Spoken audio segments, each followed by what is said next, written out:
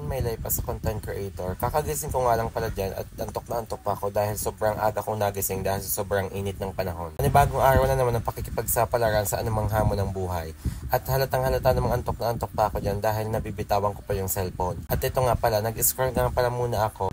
Antok na antok pa ako that time. Nag-scroll nga pala ako sa Facebook at nakita kong 37,000 followers na pala kami at sa sobrang saya ko, nakapagyaya nga pala ako papuntang ilog. Hindi naman halata na bagong gising ako dyan. Nagyayaya nga pala ako papuntang ilog ngayon dahil sobrang saya ko ay sa-celebrate namin ang 37,000 followers namin sa ilog. Pagkatapos ko nga pala maghilamos, kumuha na din ako ng tissue. Hindi talaga ako gumagamit ng towel sa mukha dahil sobrang gaspang niya. Pagkatapos ko nga pala maghilamos ay nag-toothbrush na nga din pala ako dahil sa sobrang init ng panahon. Pupunta na nga pala kami ngayon sa ilog. Madadaanan po natin ang magagandang tanawin dito sa Taal Lake. Pagdating nga po pala namin sa ilog ay kami po ay naghayin na at ang ulam po namin dyan ay tinapa. Katal na nga ho kami sa gutom. Ayan ho, naghayin na po kami. At yan po si Alma ay gutom na. Kaya po, mga agaw na ho siya ng pinggan. Wala ho siyang kakainan. Ayan ho ako, tingnan nyo ho, yun ho, nagsasandok na at gutom na. Dahil sa sobrang linis ng ilog na ito, kaya naman pinandalas namin ang pagkain namin para makalublob na. Yan po si Kulot. Nakikita niyo palutang-lutang na parang gabi.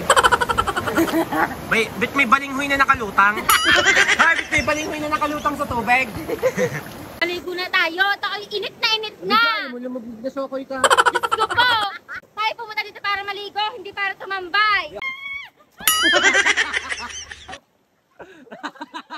Pagkatapos nga pala namin kumain, ulam itong ulo-ulo at itong isang perasong tinapa ay naglangoy na nga din pala kami dito sa hanggang dibdib na tubig ng ilog. Dahil sa sobrang banas, naisipan nga pala nilang mag-inom. Hindi na kami nakabarik sa gilid ng ilog dahil sobrang daming lasing at baka mabuntis ng maaga siga. Kaya naman naisipan namin umuwi na at pag uwi nga namin, nakita namin itong napakagandang sunset. Tinuloy na nga lang pala namin yung banding sa bahay namin at punta na nga rin pala kami sa sari-sari store dahil ito lang naman ang kaya ng budget namin dahil sa napakamurang halaga niya. Kaya naman paulit-ulit naming inabarik ito. At kasabay nga pala ng malamig na gabi ay aming sisimulan na ang pagbarik ng Fundador Super Special. At dahil ito lang ang pasok sa budget namin, kaya naman ito lang din yung aming binibili.